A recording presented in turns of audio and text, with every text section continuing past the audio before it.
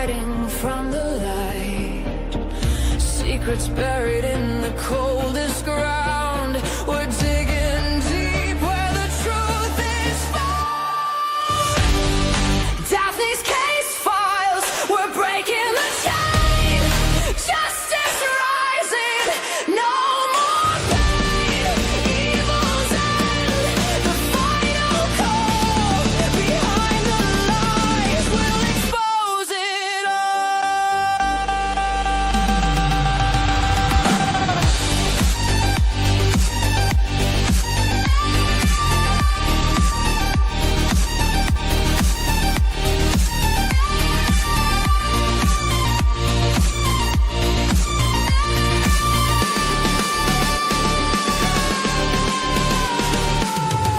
Whispers echo in the darkened halls.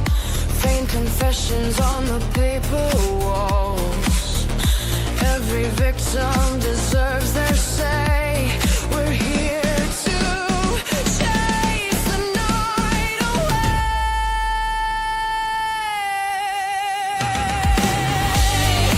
Daphne's case files, we're breaking the chain. Justice rising, no more pain. Evil's end, the final call. Behind the lies, we'll expose it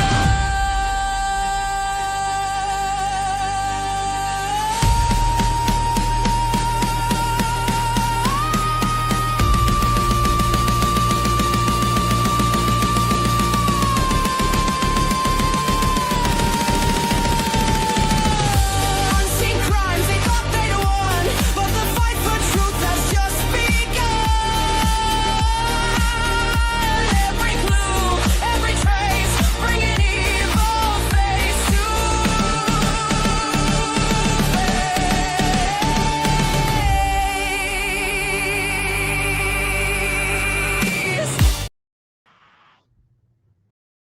face. Oops. Hey, I'm small. Welcome back, internet friends. How is everybody doing today? Thank you, YouTuber. Today we will be going over the missing child, Haleigh Cummings from Satsuma, Florida. Her name has not been spoken of in a long time. I did a video back like 4 months ago on Miss Haleigh. She was just 5 years old when she went missing from her home. Now, there was definitely foul play involved in this case, and just like the others, there was issues with like CPS and rug use. Lots of rug use, guys. Like the parents were selling, and they were put in jail for this. This is a fact. This is an absolute fact. So welcome in, get comfy. Get comfy. Yeah, 5, the magic age. Odd, right? Get comfy because we're about to dig into this case. Now, this happened close to Jacksonville, Florida, right? Jacksonville, Florida has a lot of crime. But Satsuma, which is right out of Jacksonville, usually doesn't. It's just a small town. And it's pretty much surrounded by water, woods. In the water, you have alligators, snakes. You have a lot of wildlife there, right? So welcome into Daphne's Case Files. It is November 24th, 2025. You guys are going to know the date by now after me saying it 3 times tonight, right? 3 lives. It is approximately 7 p.m. in New York State. So let's get into Miss Haleigh Cummings. This is a very sad case, guys. Very, very sad. I'm going to take you over to First Coast News, I believe this is, and show you Haleigh. This is her timeline right here. There we go. That is Miss Haleigh, 5 years old. Yep. Yeah.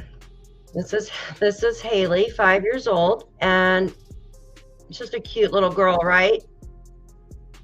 Now, this was back in 2009. I'm going to go up a little bit because I want to go through the timeline with you. And then there's a great video that helps to explain and let you get the feel of what happened. So, the timeline of the disappearance of Haleigh Cummings.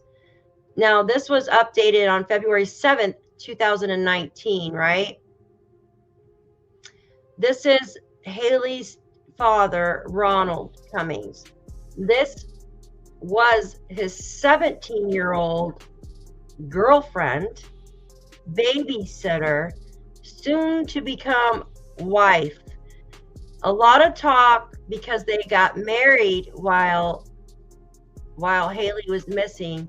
A lot of talk was so they couldn't talk about each other. So when you're married, you can't go and like tattle on each other, right?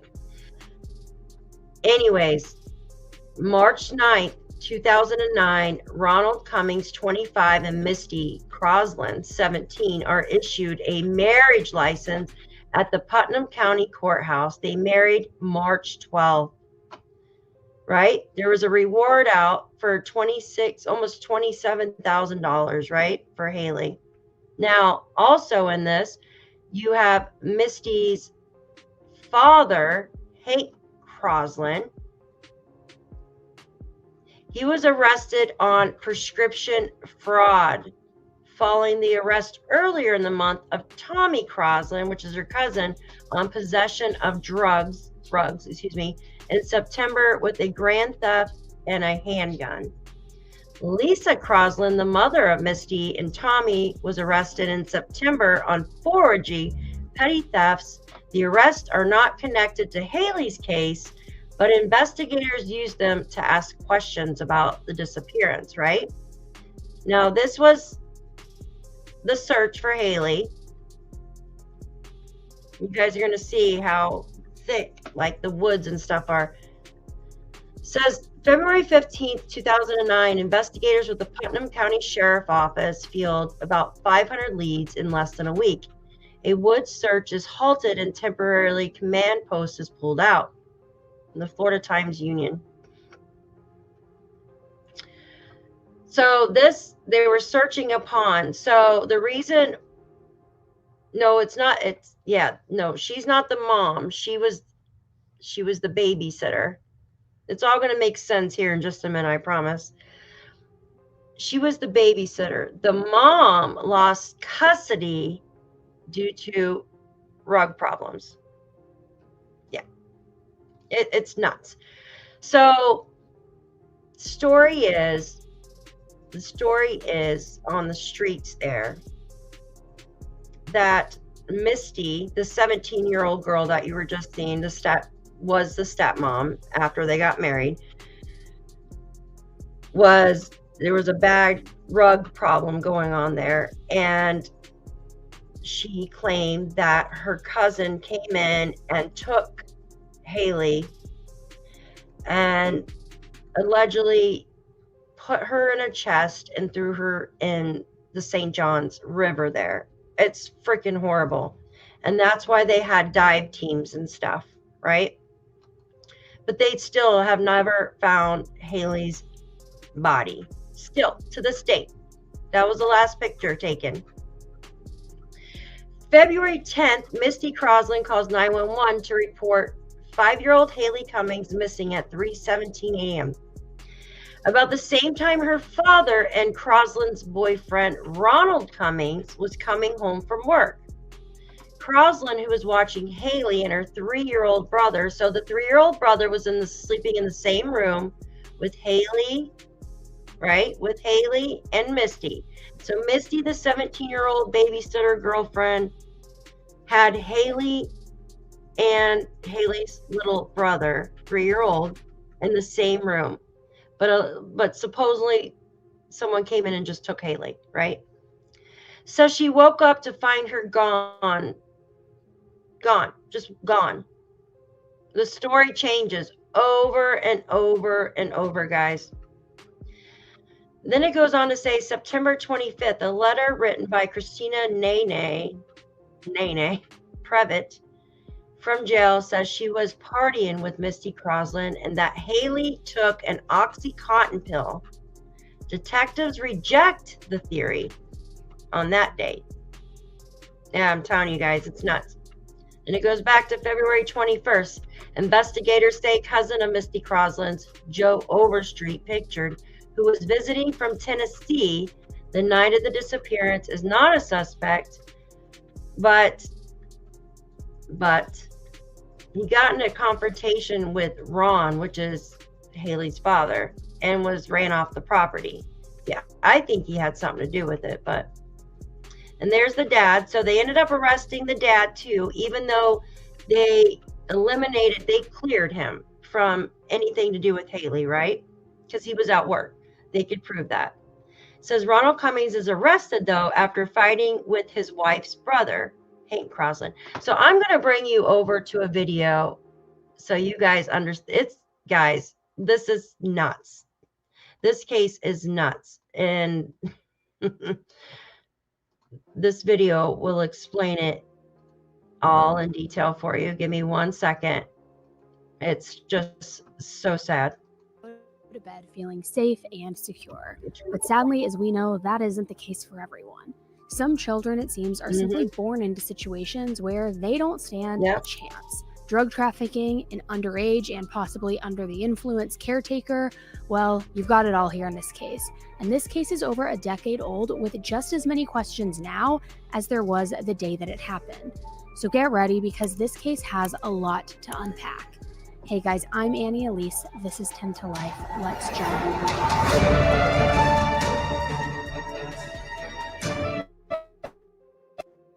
Heart defects, a delay in puberty, short stature, as well as some learning disabilities. Amongst also had a half-brother who she didn't. Sorry guys, I didn't mean to fast forward it. 5-year-old Haleigh Ann Marie Cummings was born on August 17, 2003 to Ronald Cummings and Crystal Sheffields. Haleigh was Ronald and Crystal's first child together, but less than 2 years later, they also welcomed a son who they named after Ronald, and they nicknamed him Junior. Haleigh also had a half-brother who she didn't live with, but not much is really known about him. Her parents were actually not married and actually also had a pretty rocky relationship. Ronald and Crystal were 8 years apart in age, with Crystal only being 17 when she had Haleigh. Now, lots of teen pregnancies result in a very healthy parent and child relationship, and even successful marriages go on to happen after that at such a young age. But sadly, this is not the case with Crystal and Ronald. The two of them got together when Crystal was 14 years old. 14. One weekend, at the young age of 14, Crystal went to stay with Ronald's family. However, she never ended up leaving. She dropped out of 9th grade and had Haleigh just a few years later. Oh my God. Haleigh was born with Turner's syndrome, and Turner's syndrome is a rare chromosome disorder that only affects females. Someone with the disorder is missing a part of one or a whole X chromosome, which can lead to heart defects, a delay in puberty, short stature, as well as some learning disabilities, amongst other things. As a result of the diagnosis, Haleigh was supposed to see an endocrinologist and cardiologist monthly. Part of why she saw the pediatric endocrinologist was to receive hormone treatments to keep her on the right growth track. However, by the time that she had turned 3 years old, she had missed a dozen appointments. That's already a red flag because typically when a child has special needs with possible serious health issues, a parent will work tirelessly to make sure that they don't miss those appointments. Absolutely. That's not the only thing that was concerning that was happening. At one point when Haleigh was a toddler, she was actually found in a ditch filled with water, face down and unresponsive. It's crazy, When it right? came to proper care, Haleigh and her brother Junior were not getting what they needed, not at all. After that, a DCFS case was opened, and Crystal and Ronald ended up separating, and a custody battle went down over who should raise the kids. Ronald argued that Crystal's heavy use of cocaine made her an unfit mother, while Crystal told the court that while yes, she did use heavy drugs, it was due to Ronald heavily pressuring her to do so. She, as well as other family members, went on to say that Ronald was a violent, impulsive man as well as a drug dealer. Crystal said that when she found out that she was pregnant, she wanted to stop the drug use, but that Ronald would kick her and punch her in the head, forcing her to continue it. It was just a really messy custody battle with accusations being thrown left and right. Ultimately, the case that Crystal made didn't convince the courts because they sided with Ronald, awarding him primary custody and allowing Crystal to only see her kids every other weekend. The judge gave Ronald custody of Haleigh Ann Jr. due to the fact that he had a job, and while his job only paid him $10 an hour, it did provide benefits, and the court saw it as a better situation for the kids other than what Crystal had to offer, since she was completely unemployed. That was the situation for years, Ronald having sole custody of the kids, and Crystal having 2 visits a month. All in all, things seemed to be going okay with that arrangement.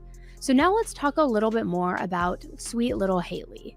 In February of 2009, Haleigh was like any typical 5.5-year-old. She was a kindergartner at the local elementary school, her favorite food was mac and cheese, and she enjoyed playing games on her laptop. She also loved playing with makeup, watching movies, and spending time with her dad. Haleigh lived in a mobile home that Ronald and his new girlfriend rented in a tight-knit and rural community of Satsuma, Florida. Now, not a whole lot happens in Satsuma, which is a very small town in Putnam County. With a population of less than 6,000 people, the town has a real sense of community, and it's also surrounded by nature and just tranquil scenery. On February 9th, to work the night shift at the steel fabricating plant that he worked, leaving his kids with his girlfriend, Misty Croslin. Ronald and Misty hadn't been together very long, since he had only met Misty a few months prior at Haleigh's bus stop for school, and they actually met because Misty happened to be the babysitter for Ronald's other child that his mother had hired. The other son was special needs, and around the time that they met, Misty told Ronald that he should try and get sole custody of him as well.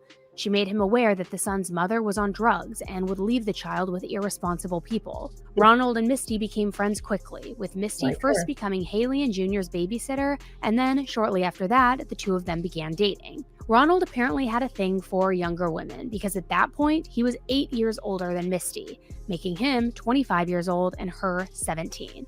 Which really, if you ask me, is not appropriate. A 17-year-old is a completely different person and at a completely different developmental stage than a 25-year-old. One is still basically a child. And at this young age, Misty had a rebellious side, and she wasn't looking to change her ways at all. She had dropped out of school after the 6th grade and even ran away from home at one point using a fake name to buy a bus pass to New Jersey. The weekend before February 9th, Misty left her and Ronald's house for the weekend and went on a total bender. She was drinking, doing drugs, and cheating on Ronald, which left him very angry. He tried to talk to Misty, but she would refuse to see him, and she didn't really listen to anything he had to say. Finally, Ronald had enough and took all of Misty's clothes to one of her friend's yards and then dumped them on the front lawn. But then on February 9th, Misty came right back before Ronald had to go to work. And while he was still upset, he didn't have time to argue with her, so he left her in charge of making sure that the kids were safe. After he left for work, Misty spent some time with the kids, including Haleigh, after she had arrived home from school on the bus. There was also an air conditioner repairman who stopped by briefly. Ronald's grandmother, who was Haleigh's great-grandmother, named Annette Sykes, stopped by as well to check on the kids and to drop off their clothes from the previous weekend when they stayed over due to Misty being MIA. When Annette stopped by, Misty and the kids were on the porch eating hamburger helper, and Annette urged Misty that the kids should be in warmer clothing, and then she left a little bit after. A little while after Annette left, Misty's older brother, 23-year-old Hank Croslin Jr., who went by Tommy, stopped over by the house, sharing a joint with Misty on the porch. Which, let me just say, that's not really smart when you are in charge of 2 young children. After Tommy left, Misty started watching the movies Air Bud and Madagascar with Haleigh and Jr. while they were under a blanket, before putting the 2 of them to bed at 8:15, since Haleigh had to go to school the next day. Sometime after 10 p.m., Misty went to bed in the same room as the kids, and then woke up to go to the bathroom somewhere around 3 a.m. When she went to the bathroom, she went to the guest bathroom instead of the bathroom inside the bedroom. At that point, Misty noticed that a light was on in the kitchen, and that a side door near the washer and dryer was propped open with a cinder block. She went to check on the kids and looked all throughout the house, but she couldn't find Haleigh.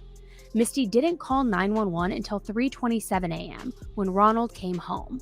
In a panic, Misty told the dispatcher that she couldn't find her daughter and that she had just woken up and the back door was hanging open. Now, I found it a little weird that she called her daughter, given that she had only known them for a few months. But I guess maybe she said that because it was easier than saying my boyfriend's daughter who lives with us or anything like that.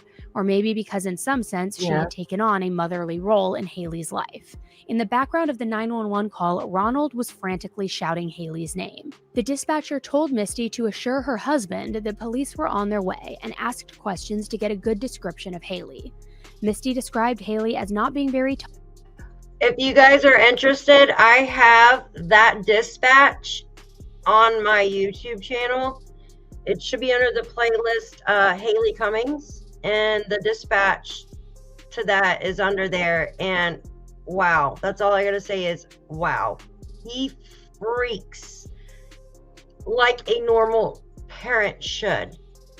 Just from that dispatch call, you could tell that he had nothing to do with her disappearance. Like nothing as in he did something, right? You could tell that is a real parent's plea.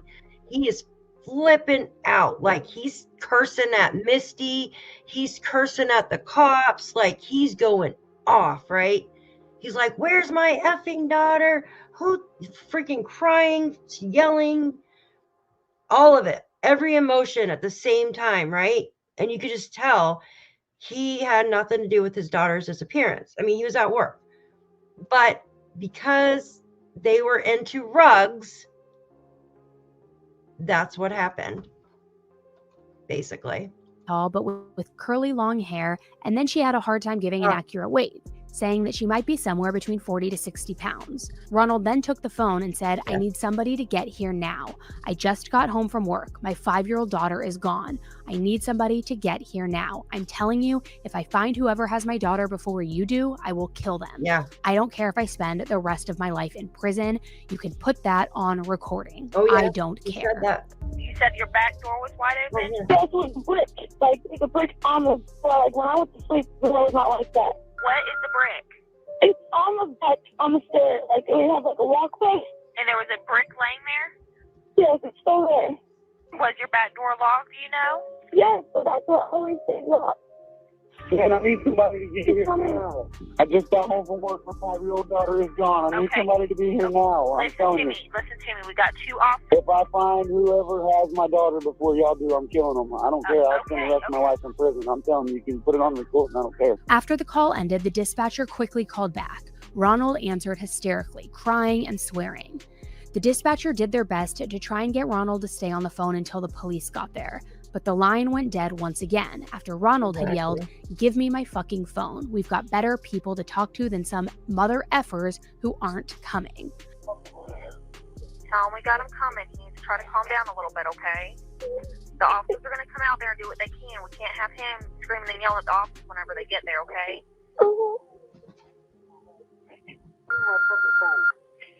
Got better people to talk to than a fucking motherfucker that ain't coming. Ronald then called his grandmother Annette, yelling, "My baby is gone. My baby is gone. Get over here. My baby is gone. Somebody took my baby." Police officers rushed and quickly arrived at the scene at 3:40 a.m. When officers got to the house, they saw Ronald outside looking very distressed, screaming, crying, and hitting things. So much so that the skin from his knuckles was peeled back, revealing his flesh. That's when he He found was out. yelling at Misty, wanting answers as to what happened to Haleigh since she was left in her care. A deputy went to speak to Ronald about Haleigh and noted in his report that Ronald said his dumb effing girlfriend told him that his daughter was missing. Ronald was dead set on the fact that Haleigh would never have left on her own. And not only that, but that the door had been deadbolted at the time he left for work, and there was no way that this tiny 5-year-old girl could have opened it on her own. Investigators also talked to 3-year-old Junior, who said that he saw a man in black come into the bedroom and take Haleigh while she was sleeping. But there was no evidence that investigators could find to corroborate Junior's story, and he was only 3 years old at the time, so it was hard to figure out whether it was true or not. Officers and canine tracking dogs went on an all-out search heading toward murky St. Johns River, which was a quarter mile away from Ronald's trailer. But Haleigh was nowhere to be found. An Amber Alert was issued for Haleigh around 9:30 a.m. The Amber Alert noted some key descriptive factors that Misty had left out in the 911 call. such as Haleigh having her ears pierced, a birthmark in front of her left ear, and a 4-inch birthmark on the lower left of her back. With that, investigators went door to door in the area trying to see if anyone had seen Haleigh. They also lived in an area with quite a few people on the registry, 44 to be exact. So investigators individually started clearing each one of them from having anything to do with the whereabouts of Haleigh. Ronald and Misty were both called in to talk with investigators. At one point, the authorities let Ronald into the room that Misty was in so that they could talk privately. The camera footage shows Ronald questioning Misty on how she didn't wake up and like he had no idea what happened to his daughter. Misty also seemed to be pretty shaken up by the entire situation. As the day of February 10th went on, reinforcements from the FBI, the Florida Department of Law, and members of the state child abduction response team were all called in for the search for Haleigh. Less than 10 hours after that 911 call was made, over 200 law enforcement members were on the county. Not only were law enforcement, but so was great-grandma Annette and other volunteers. Cars were stopped, divers went out into nearby bodies of water, helicopters looked down below, and people on horses scoured. I want to take you guys over to Google Earth to show you. I want to show you this, where she lived. I want to show you this. I have her address saved on my Google Earth. I just don't like bringing up Google Earth because it doesn't like to work for me. So right there where the yellow pen is where Haleigh Cummings lived, right? So you can see it's just like a little town, Satsuma, right? But you have the St. John's River right here. And word is that somebody put her in the St. John's River. Look. But unfortunately, you know, it could empty out here into Lake George, or it flows out here through Jacksonville into the Atlantic Ocean. So it's surrounded by just woods. As well as like where Jack and Lily went missing, but it's pretty up there, right? So there's their trailer, right? But it's pretty rural out here. And the river, look how close the river is. It's pretty crazy, right? She's never been found. Never ever has been found. I wanted to show you guys that. Here, I'll go back to the video, but it's so devastating. And no, I do not believe she is still with us. Northeast Florida. While most of Northeast Florida is flat, like the majority of the state, it is filled with forests, brush, and rivers. It is a vast terrain that would probably take a lot of time to properly comb through. Yes, At 4 p.m., law enforcement announced that they believed Haleigh had been abducted. As the search went on, Ronald and Misty were not allowed back onto the property of the trailer due to detectives weeding through clues. Officers looked into Ronald and into his past, and in 2001, Ronald had been arrested after threatening to kill someone, and over the following years, he had been arrested multiple times for drug possession. As a child, he was raised primarily by his grandparents because his mother couldn't find a reliable babysitter. His grandmother, Annette, eventually took over as his primary guardian because he was found wandering in the woods as a kid when his babysitter wasn't watching him. It seems eerily similar to Haleigh being found in a ditch. His grandmother was aware that her grandson had a past, but she assured investigators that he was a good father and that he would never harm his children. Investigators didn't love Ronald, though. They thought of him to be a racist and a wannabe gangster due to his past history. But despite their own personal beliefs about him, police didn't think that Ronald was a suspect. Ronald's alibi of being at work was pretty airtight. Misty's story, though, didn't quite make as much sense. She kept changing what she was saying to the detectives. For example, Misty told officers that the house was locked up before she went to bed, but that when she woke up to go to the bathroom, there was that cinder block propping open the side door by the laundry. When investigators went to check out the side door, there was a pile of clean and dirty laundry in front of the door, leading investigators to finding no sign of someone coming through that side door. Another example of Misty's story changing and not adding up was that she told the 911 operator that Haleigh was last seen wearing pajamas, but then she told detectives that Haleigh was wearing a pink Hannah Montana top. Oh, change of clothing, guys. What does that sound like? Change of stories, change of clothing. Sounds just like Jack and Lily's case, right? Upon further investigation, the Hannah Montana pink shirt was found on top of the laundry pile by the side door that was mentioned earlier. And yet another inconsistency in Misty's story was where exactly Haleigh went to sleep that night. At first, Misty said that she went to bed in the same bed as both Haleigh and Junior around 10 o'clock. But then she changed her story later on and said that Haleigh fell asleep in her own bed that night, which was located in the same room as Ronald and Misty's bed. Misty also changed her reason as to why she woke up that night. Initially, she said she woke up to go to the bathroom, but then she said she woke up to get a drink of water. So due to the ever-changing stories, a lot of the blame and suspicion was beginning to fall on Misty. Her life was under a microscope, and upon looking into her past, it seemed as if she had been a bit difficult to raise according to her father. As discussed earlier, she dropped out of school in junior high, and people who knew her described her as devoid of any emotion. Police told officers that she suffered with being harmed sexually and even pregnant at one point as a teenager. But there seemed to be a divide, with some people thinking that Misty had something to do with it, namely Crystal's mom, and some thinking that she had absolutely nothing to do with it, namely Ronald's mom and Ronald himself. Misty and Ronald also told the public that they had taken and passed polygraph tests. Because Ronald wasn't allowed back into his home, he, Misty, and his grandma Annette pitched a tent in a neighbor's front yard on the street. Haleigh's mom Crystal and her family pitched a tent at the other end of the area. Both sides of the entire family wanted to be nearby in case anything new came up. The community was actively involved in supporting Haleigh's family consistently. They brought supplies such as food and blankets and really were there just to help as a support system for them. Even the Anthony family, if you remember, Casey Anthony, namely George Anthony, Kaylee Anthony's grandfather, stepped in to help with the search. Although it didn't last super long before Haleigh's family no longer wanted the Anthonys having anything to do with the search. A week and a half into the search efforts, Haleigh's story had grown nationwide. Popular news host Geraldo Rivera was actually issued a trespass warning when trying to report on the case. Geraldo got into a verbal confrontation too with Ronald when asking him about his past with drugs and abuse.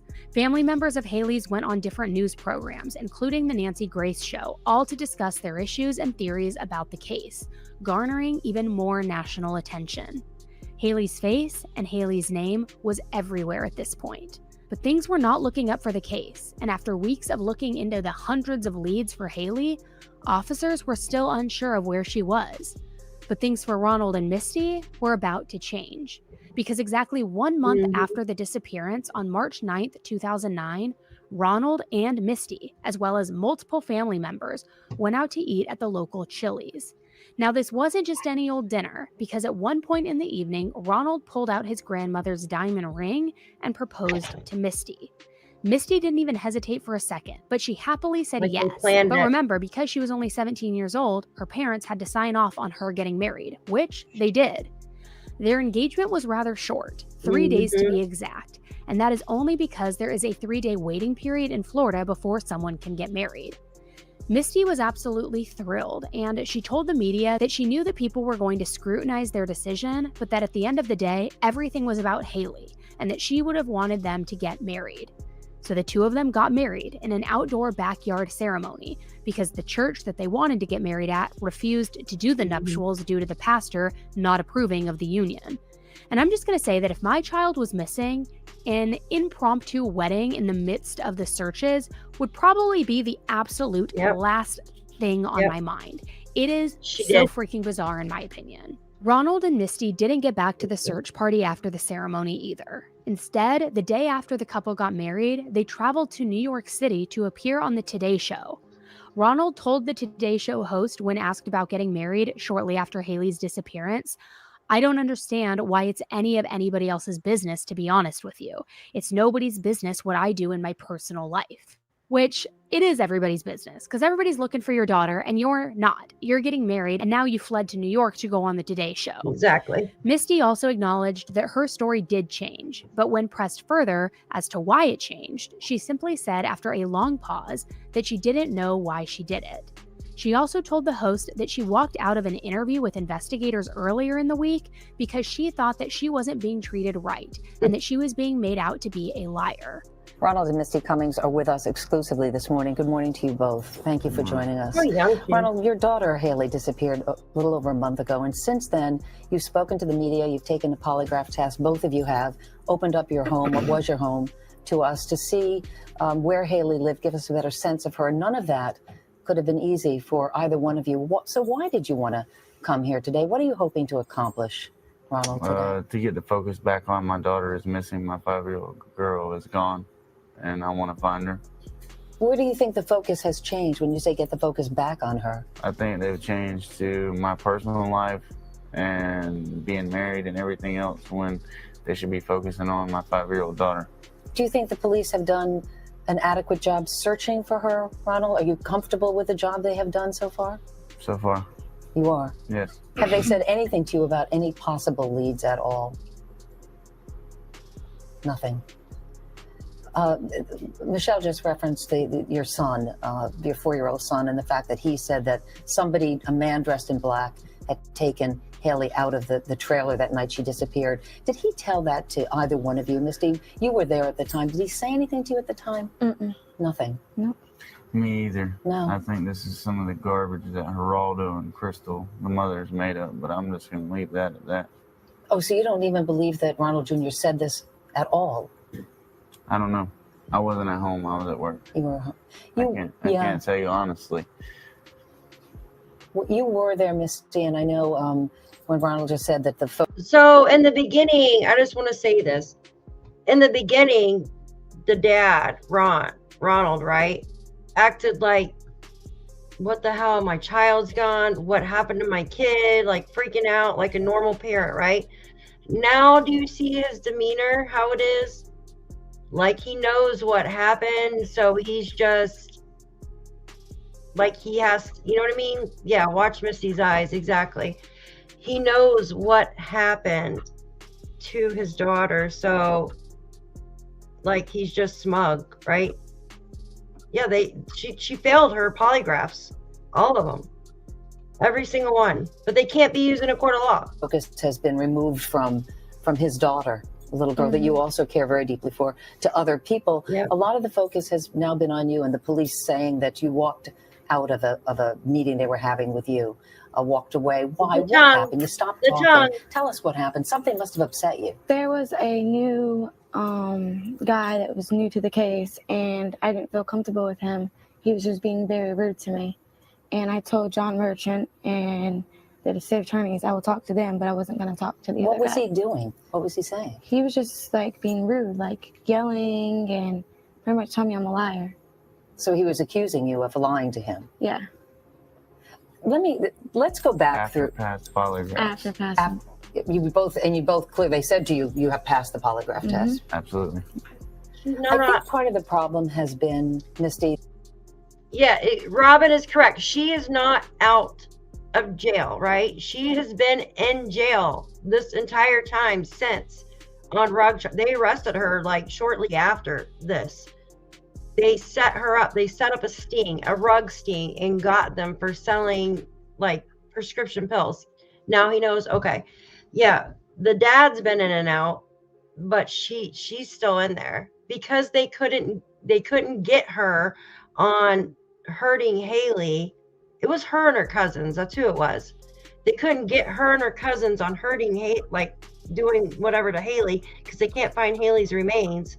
So they got them on another charge, basically. Yeah. there has been a certain number of inconsistencies, or what's perceived to be inconsistencies, because you first said that Haleigh was in bed with you, then you said she was on the mattress next to you. This is an opportunity to clarify. You've had time to think through what happened that night. Can you walk us through it one more time, Misty, your best recollection of what happened the night Haleigh disappeared? Well, I put her to bed at 8 o'clock. I was washing our blankets, and after that was done, I put her blanket over her. She was sleeping. When I put her blanket on her, Was she in the bed? she was in her bed. Her bed. In her bed, and Junior was in the bed with me. And it was about, I don't know what time, about 10 o'clock. I finally lay down and went to sleep. And I woke up at 3, and I noticed, I got up to use the bathroom, and I noticed the kitchen light was on. So I walked to the kitchen, and that's when I seen the back door open. So I ran back to my bedroom to grab my phone to call Ronald. And that's when I noticed Haleigh was gone. And so you called Ronald, and then Ronald, did you come home? I was pulling in the driveway. At shortly after 3 o'clock in the morning, you're saying? Yeah, I was pulling in the driveway, just home from my shift at work. So why were there, help me out, Misty, why were there inconsistencies? Why did you say one thing one time and one time the other? One thing the other?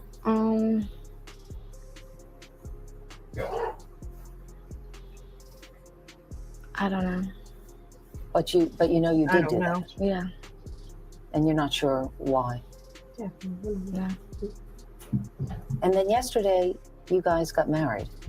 In the midst of all this, why was that an important thing, Ronald, for you to do? She's got a mother. I don't know. I think that my little girl would have wanted it.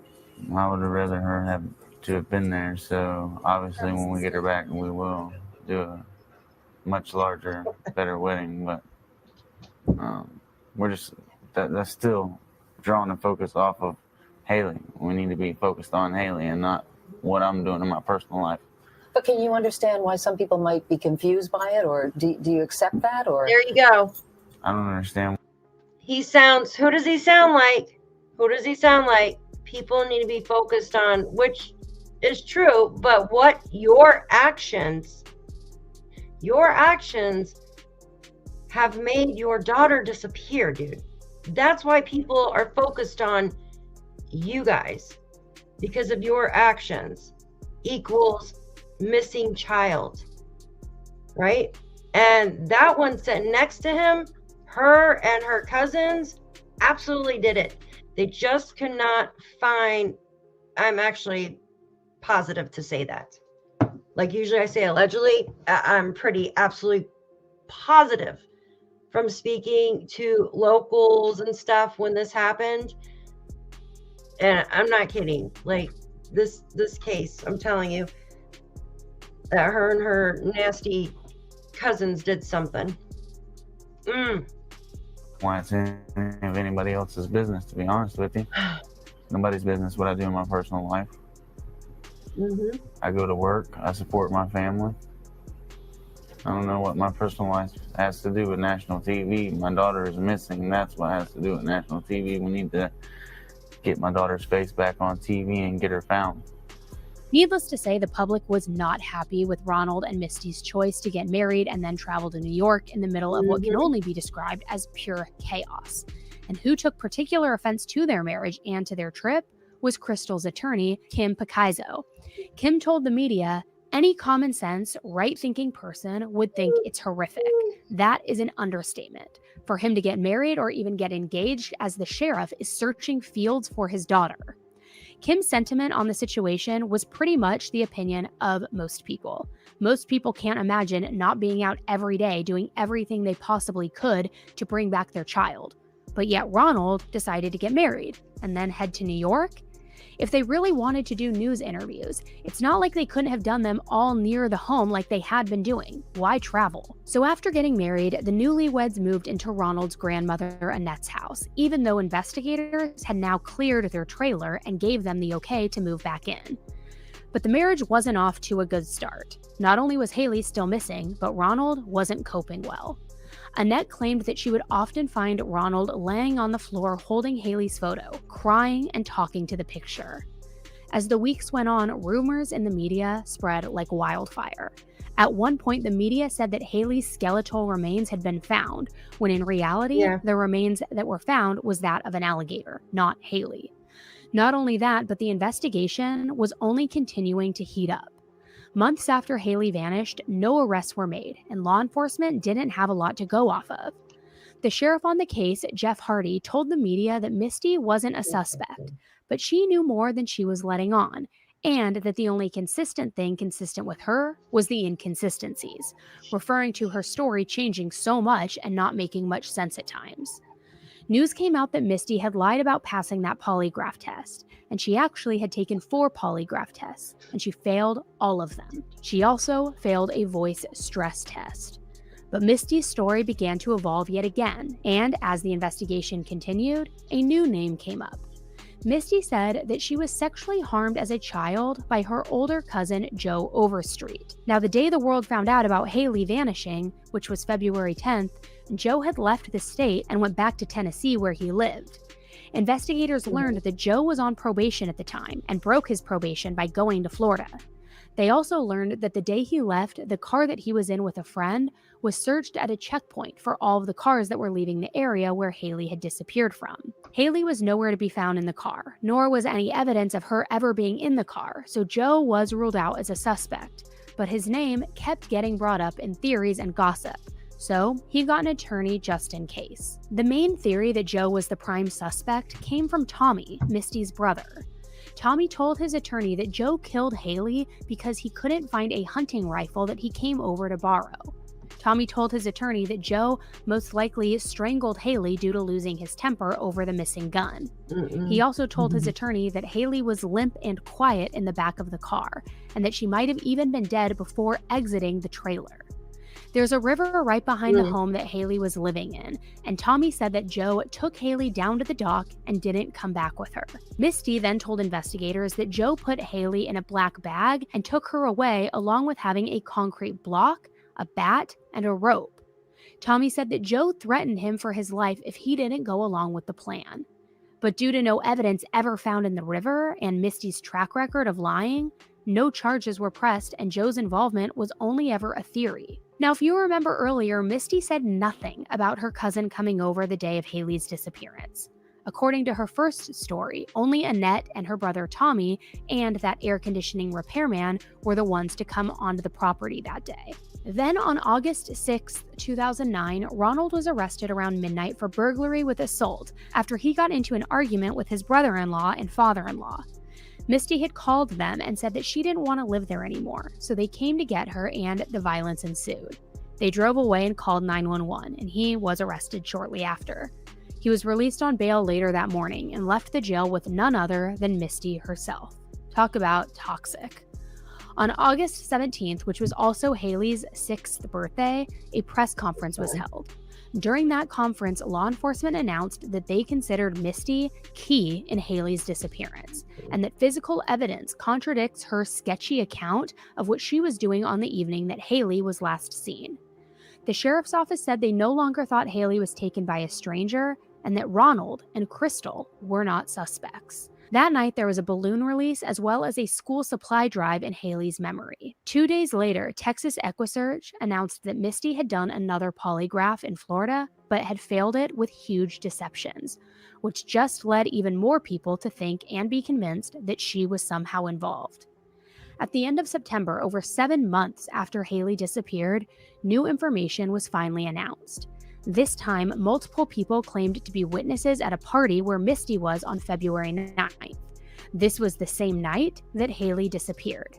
And not only that, but many of them said Haleigh had gotten a hold of drugs, overdosed, and died before being taken to a pond. Yeah. But the question was, if that was true, why did nobody call police within those previous 7 months? Investigators got a tip about that pond called L Pond being the pond that Haleigh was taken to. So they went and they drained the pond, but Haleigh was not inside of it.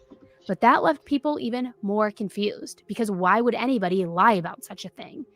Is it possible that she did overdose, but just wasn't taken to that pond? The Putnam County Sheriff's Office announced even more information. This time they said that no one was able to reach Misty on the night of Haleigh's disappearance. When phone records were pulled, it was proven that Ronald had even tried calling her 20 times, but she didn't answer the phone, not even one of those times.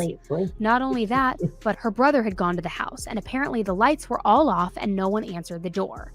I mean, that's pretty consistent with either her not being home or being completely asleep. Yeah, but more like not being home, in my opinion.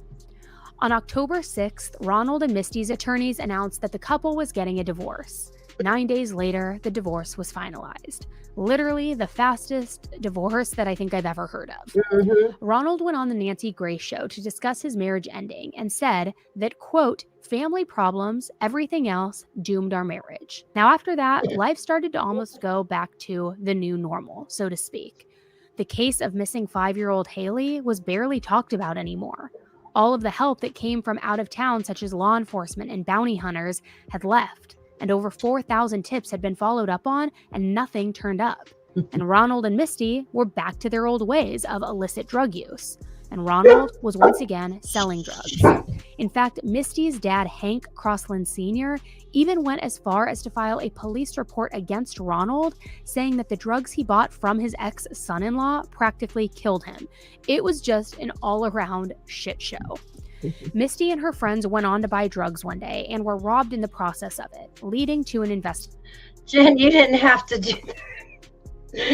Thank you so much. She said, late fee, LOL, love to all. Oh, I love that. Here, I have a new sound for that. 7 days later. 7 days later. That's for both of you guys, both for you and Broken. No, I'm just joking. I love you guys. Thank you so much. Yeah, that made me smile. Thank you. Yeah, this case, oh man, thank you. This one this case hit me hard when it happened, and it's close to one of my family members' house, and went down there and searched and donated food and stuff, not to Ron and Misty, but to the mom's side. So to Crystal, the bio mother. But this is just devastating. They still have not found her, and it is pretty much like a cold case, right? Like but they wanted to get her. They knew Misty knows. She knows, and then she kept lying about everything. Like, just tell the freaking truth. Why can't she tell the truth now? She's in jail. Is she afraid somebody's going to kill her, excuse my language, in jail, right? Yes, Jen, exactly. This case is heavy. And the thing is, it's just really sad because a lot of these cases end up like this. And that's why I want to just talk about all of them, because it's to keep these children, these are real children, like, and their names and faces need to stay out there. Did they search? Yeah, they did a really good job. St. Johns County did a really good job searching for her. I mean, they worked their butts off. And I think once Ron realized that it happened because of his drug issue and stuff, he just, I don't know. I don't know. He turned, because you could tell he was a loving father, and then it's so stupid. It's just horrible. She's not going to say anything to get more prison time. You would think they would let her out early. And that's the thing. Like, I know when she was first arrested that they arrested her cousin. Was it her cousin or her brother too? He was in jail. Actually, both of them, I think, and her. They were all in jail at the same time, but not on the right charges, right? Not on the right charges. But they tried to get them for something. And it makes me wonder if that's kind of what happened in Jack, because this is one of my theories with Jack and Lily. If, for instance, there was someone came to collect, and they, you know what I mean? But usually drug dealers don't take children, but in this case, but it was family too. So it was family in this case that was Misty's family.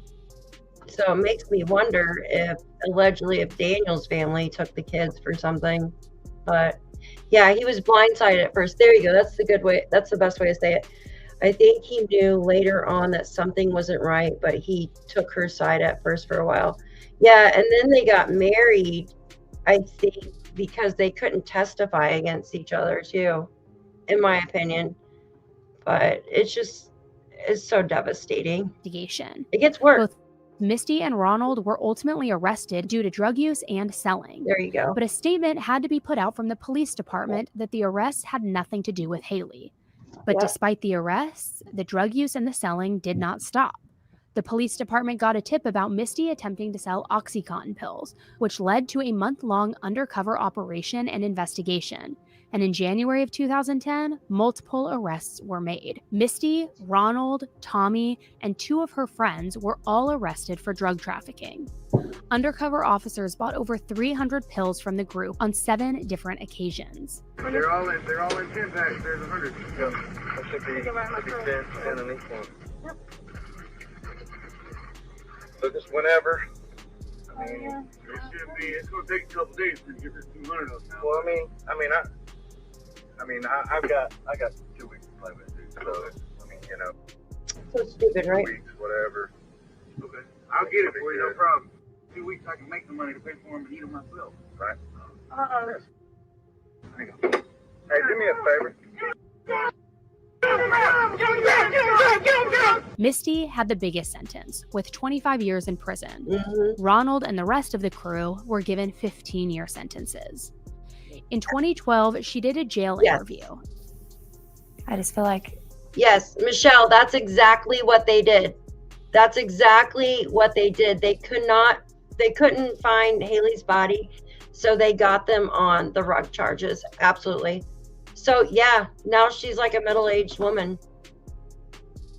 She was 17, so 17 in what, 2009? I need to, speak my mind. There's nothing 2005. new. Yeah, she's I just want to 30 years old. get my side out there because everybody's against me, it seems like, and Everybody's against her. I'm not. Mhm. That's not what it should be like. I'm in here prison over some stuff that I shouldn't even be here for. And she seems like people are forgetting about her. Obviously, the police aren't doing anything. So I just feel like they're not doing anything. They are. They put you in jail. There's a tongue. We put Haleigh on the bus. We did everything we were supposed to do. Ronald brought Haleigh home. Mm-hmm. I cooked dinner. I gave her baths. We played. Then we lay down and went to sleep. And then I woke up. I don't know why I woke up. I woke up and the kitchen light was on. And I ran to the bathroom. I ran to the kitchen to see what was going on. I thought maybe Ronald was home. He wasn't there. So I ran to my room to get my cell phone to call him. He wouldn't answer his phone over 20 times. Turn around and she's not in her bed. So I'm running around the house freaking out because she's not in her bed. She's not nowhere in the house. And then 5 minutes later, Ronald was pulling down the driveway, and he just didn't even really look like he was upset. He just looked like he was more messed up on drugs. What? He was friggin' screaming. And when I called him, like 20 or 30 times I called him, he didn't answer the phone. And then the police come. And she also had a news story about what happened to She's freaking Haleigh, crazy, and she was upset right? that the blame was being put on her. It has nothing to do with me. I think they were trying to get it back at Ronald, whoever did this. Bullshit. Tongue. See, what I was told, that Ronald used to sell drugs a lot before we got together, and he owed people money. See, one day we were at this bar. It was his family-owned bar, and I was sitting in the truck. I got out of the truck and started to walk up to Ronald, and this black man was talking to him.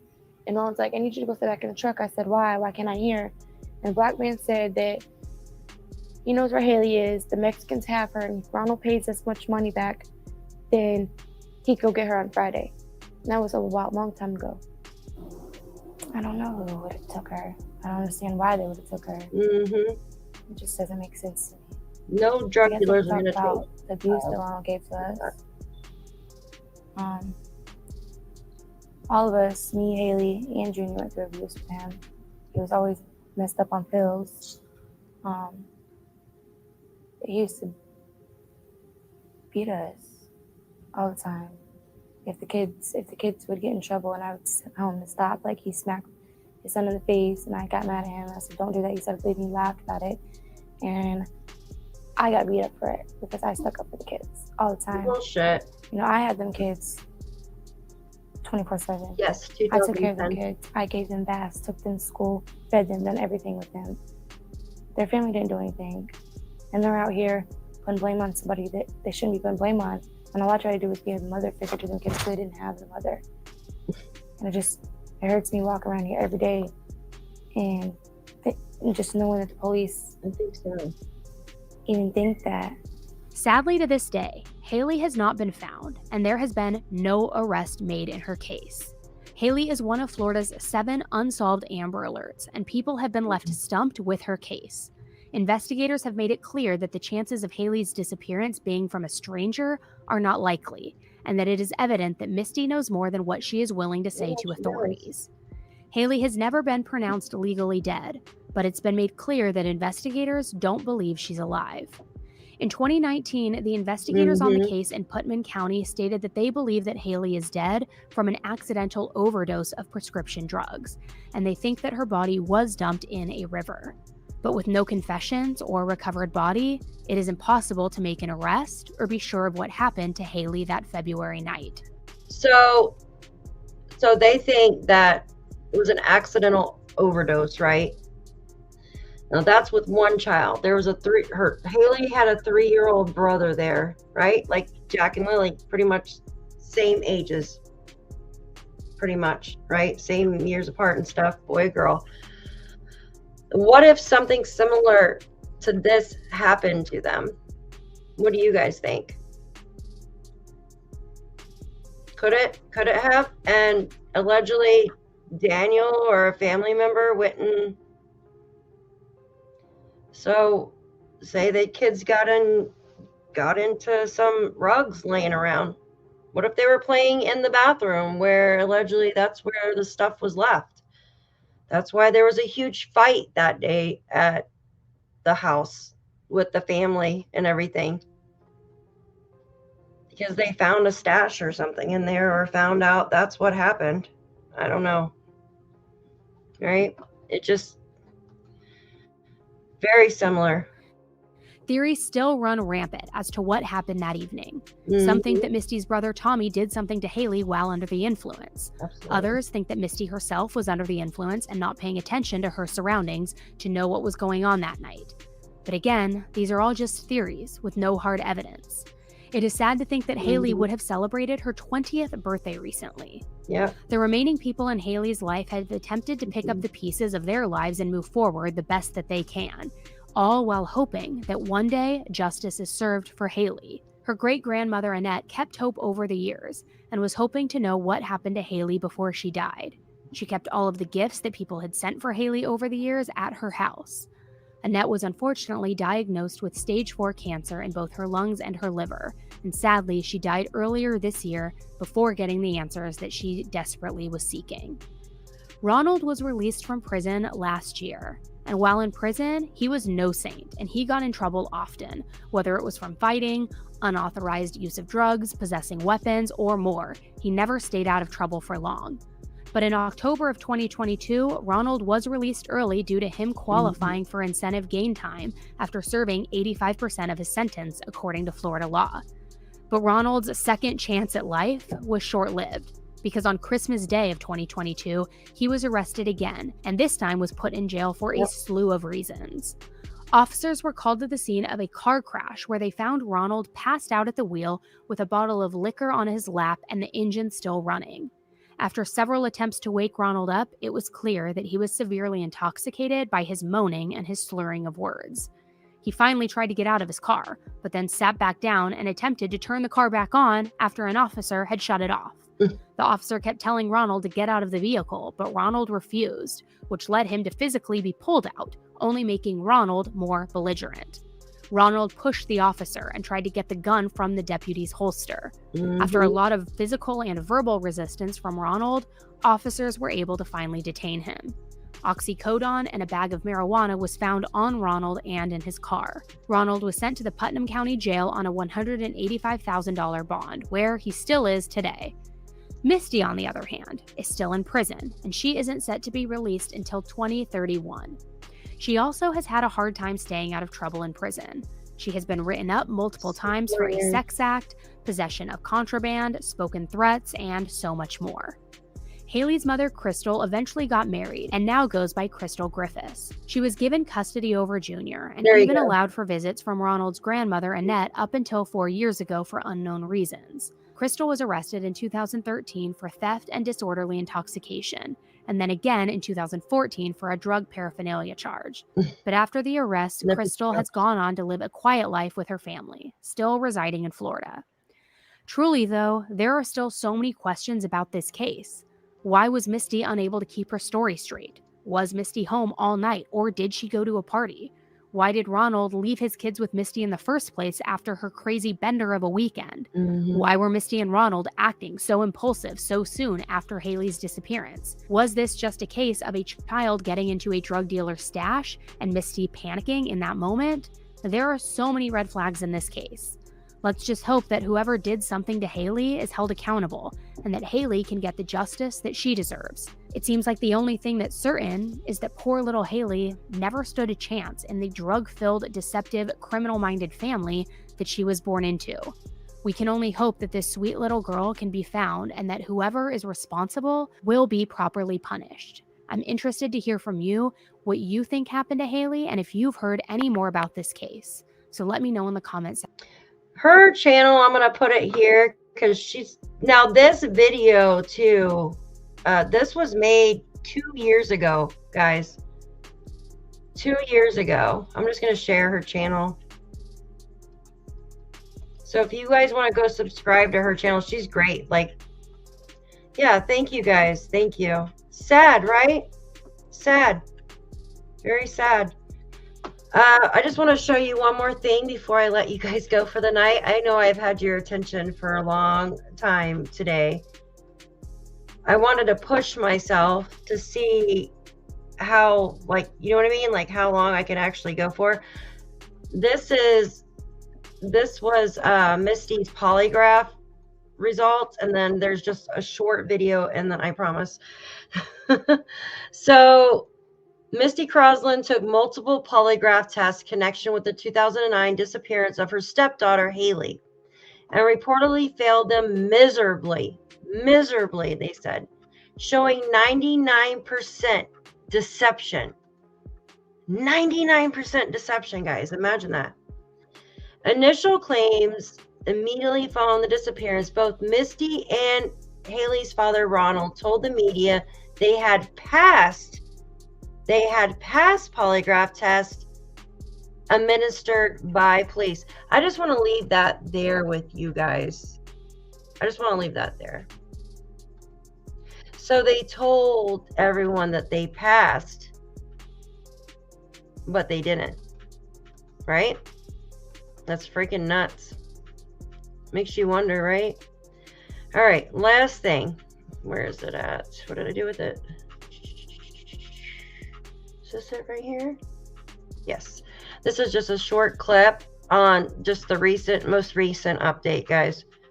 Let me pull it up real quick. This came out in 2025, February, from the news. Today also marks 16 years since 5-year-old Haleigh Cummings vanished from her home in Satsuma. She would now be 21. To give you some background on this case, it was February 10th, 2009, when Haleigh was at home with her little brother and her dad's teenage girlfriend, Misty Croslin. When her father, Ronald Cummings, got home from work, Haleigh was gone. And to this day, she's never been found. Her case now classified as a homicide. Croslin was arrested on drug charges. She's scheduled to be released in 2031. Haleigh's father, Ronald, is currently in the Putnam County Jail on several drug charges. Both of those unrelated, I should say. They are unrelated to Haleigh's disappearance. Well, that's it for that. All right, let me pause that real quick. So what do you... Whoa.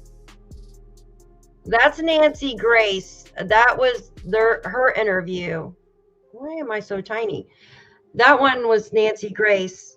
We could play that another time if you guys want. But, oh, man, she goes off on Misty. It's funny, actually, because she just goes off on her. They need to do another polygraph with D and M and ask them if the kids died accidentally. In my opinion, they would not pass. I agree. There would definitely be. And, you know, the thing is with those docs, in my opinion, it says that they were truthful, but we're not getting the entire paragraph there, right? They could be truthful on their baseline. We don't know if they were actually truthful on the entire polygraph. they can, well, Malaya didn't tell us that hers was passed, but Daniel did, right? He says he passed it. So yeah, I'm right. I'm with you, Shan. Let's make a playbook. Then you can check off each case, like which parent. I'm telling you, it's nuts. But what was I gonna say? Daniel could be just telling us that he passed, and of course that piece that's unredacted right there just says he passed, but it doesn't tell us which questions he passed with. No, I'm serious too. I'm absolutely serious. Well, guys, I appreciate you guys for hanging out with me for like 4 hours tonight on these 3 different cases. I know some people are like, I thought he just went live. But I wanted to push myself to see if I can do it, to push all these cases out. And you guys hung out with me. I appreciate you all. Yeah, they're all the same, right? They're absolutely all the same, in my opinion. Some with a little different backstory, but in most cases, they're all the same. Yeah. Yeah, thank you guys. You guys are amazing for hanging out. I appreciate you all.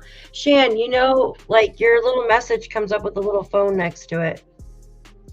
Perhaps, or put them in jail now for neglect. You know, what do you think when in 2031, when it's time for Misty to get out of prison?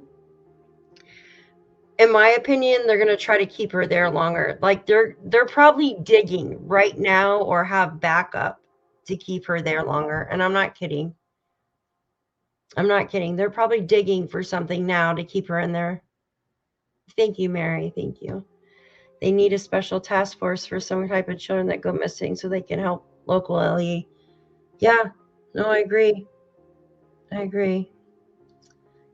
Guys, thank you so much. Jennifer, thank you for the super sticker. I appreciate you. And your late slips for you guys. We just have to hold out hope that I really am. I just pray that it doesn't go on. I mean, this is 2 children we're talking about. And I'm not saying, you know what I mean, but it's 2 children. Like, so say, you know, they said Haleigh might have got into the pills or something on accident, or even residue, guys. Think about it. If these idiots were cutting stuff, you know what I mean? Like smashing them up and stuff into powder, and Haleigh put her hand in it, and then, I don't know, went and got something to eat and licked her hand, she overdosed just like that. It's so sad. Oh, thank you guys. Thank you. I love you guys too. Thank you so much. All right. You guys have a wonderful night. Thank you again. Thank you, mods. Thank you, members. Thank you, everybody. Make sure to hit that subscribe button. We are almost at 15,000 subscribers. I can't say it.